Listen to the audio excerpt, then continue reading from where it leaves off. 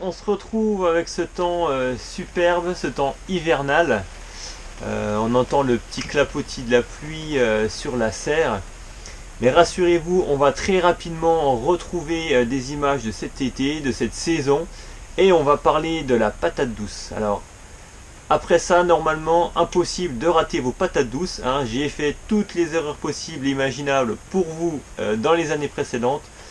Pour vous expliquer un petit peu comment faire pour que ça marche correctement. Donc c'est parti pour cette vidéo qui retrace donc toutes les étapes pour réussir la patate douce.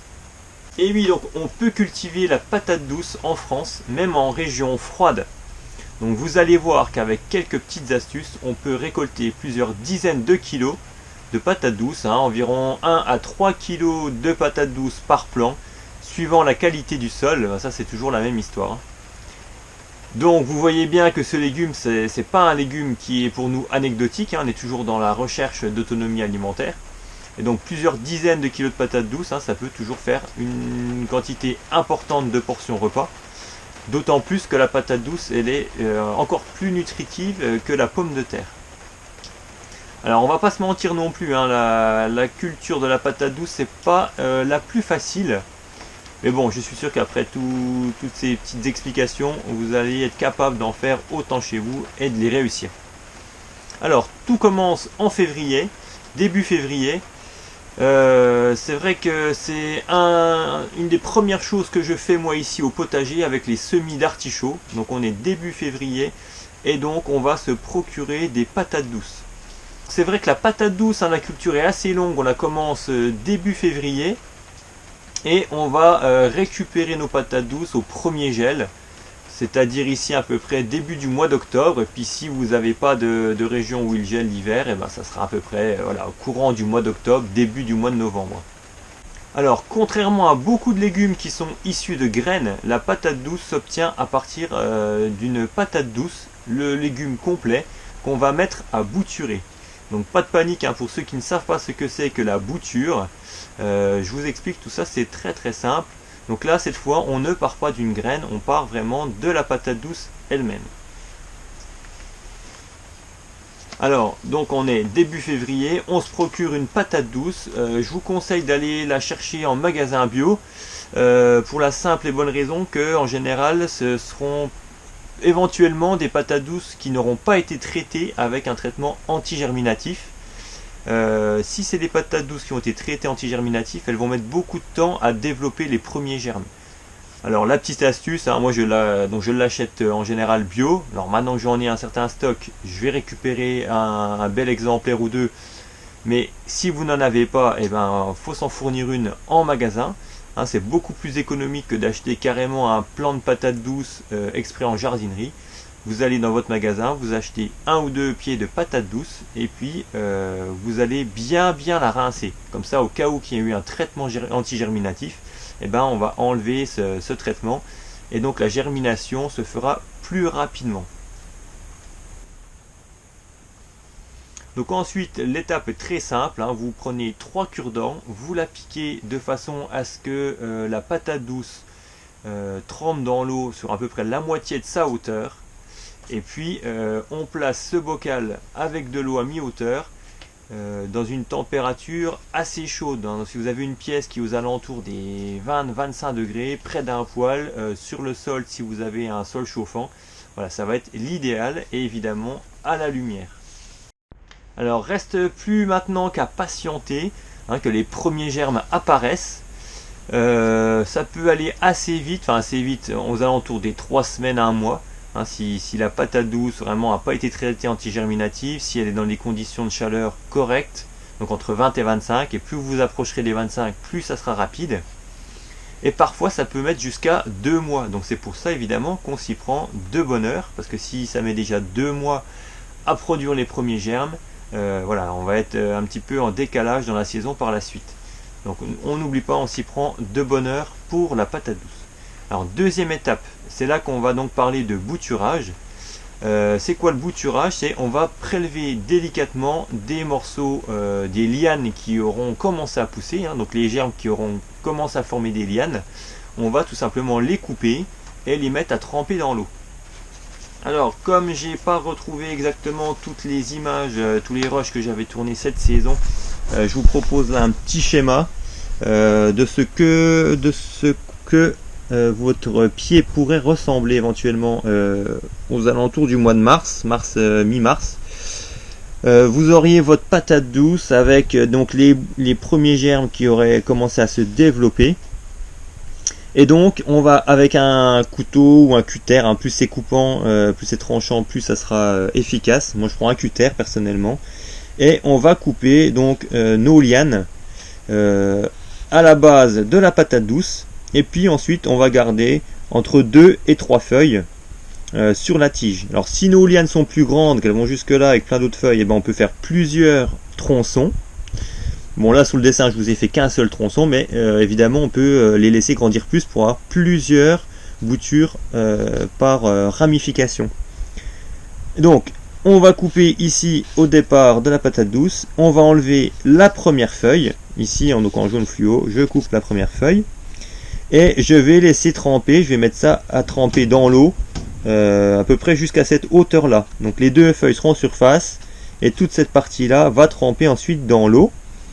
Et à l'aisselle de cette feuille qu'on aura coupée va se développer plein de petites racines. Donc on fait pareil sur toutes les ramifications de la patate douce. Il faut savoir que par patate douce on va pouvoir obtenir environ 10 boutures, si on les laisse comme ça une seule ramification, environ 10 boutures. Et puis si on les laisse plus grandes, on peut obtenir jusqu'à 20 boutures par patate douce.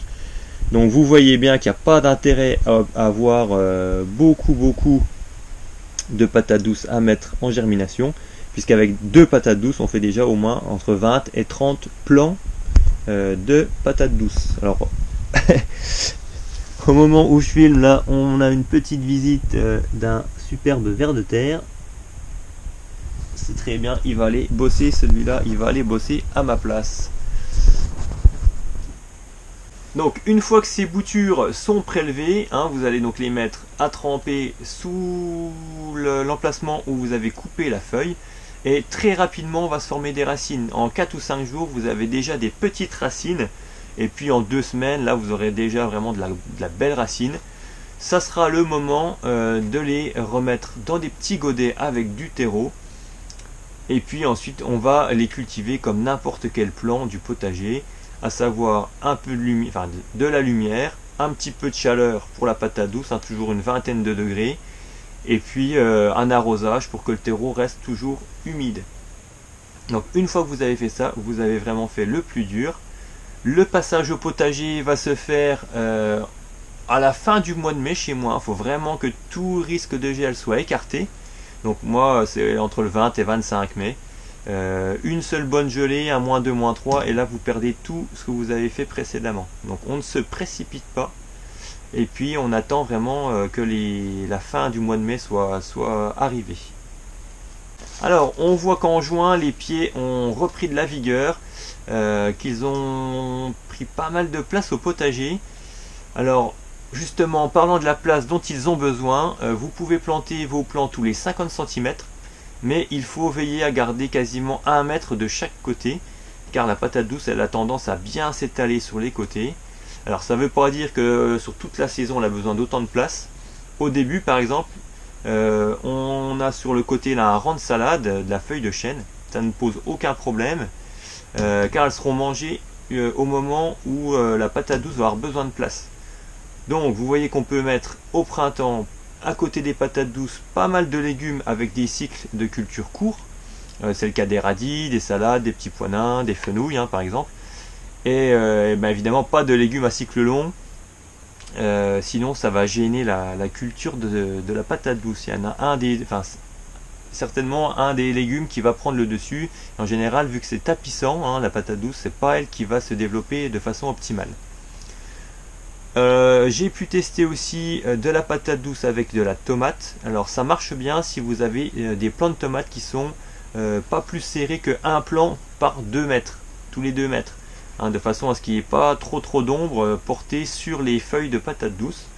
Alors ça marche bien, ça se développe super bien, et en plus ça a l'avantage avec tout le feuillage de patate douce de faire un paillage aux tomates, et donc là il n'y a quasiment pas besoin d'arroser vos tomates si vous faites de cette façon-là.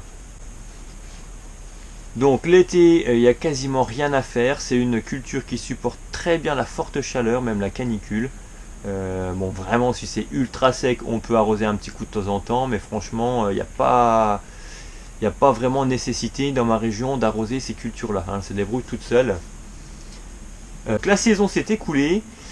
Septembre est là, la patate douce elle va commencer à former ses tubercules en sous-sol. On dit qu'elle va tubériser. Donc cette étape se fait quand les températures diminuent et également quand les journées vont être moins longues. Donc là, à ce moment-là, si vous avez un temps qui est sec, là c'est le moment de mettre un petit peu d'eau de façon à ce que les tubercules soient un peu plus développés. Hein, c'est vraiment à l'étape de tubérisation que la patate douce a besoin d'eau. Pendant l'été, là où elle tubérise pas, franchement, il n'y a pas vraiment besoin.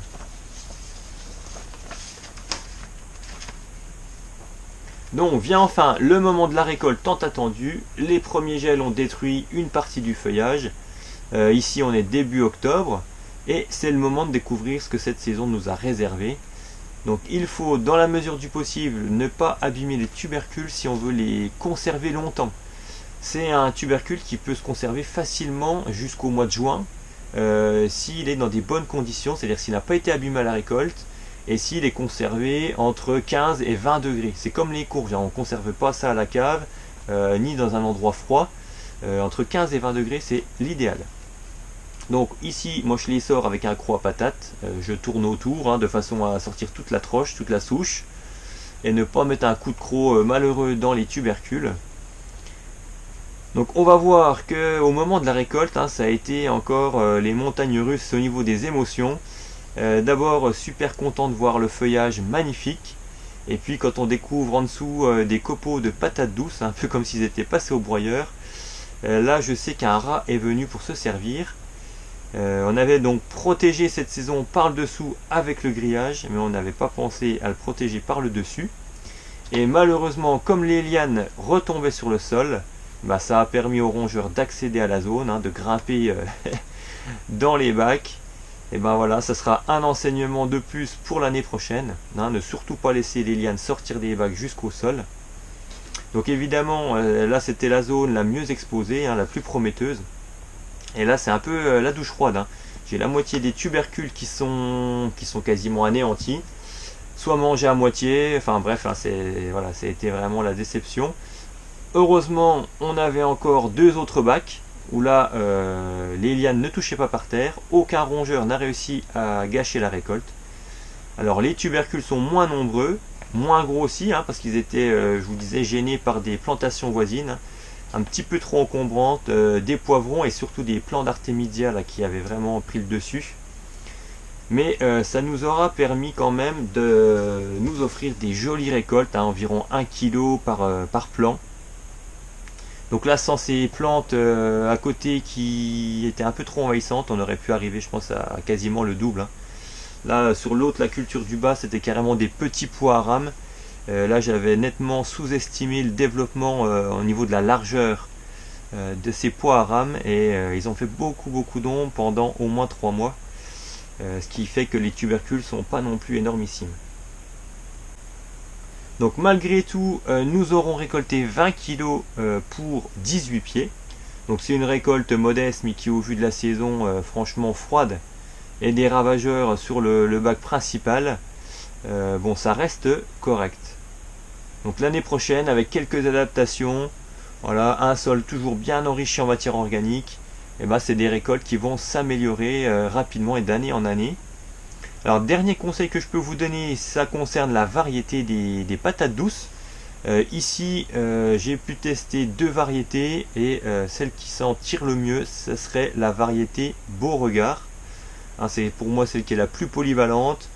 Elle combine le goût, la productivité. Donc vraiment c'est pour moi la variété la plus que je vous recommanderais.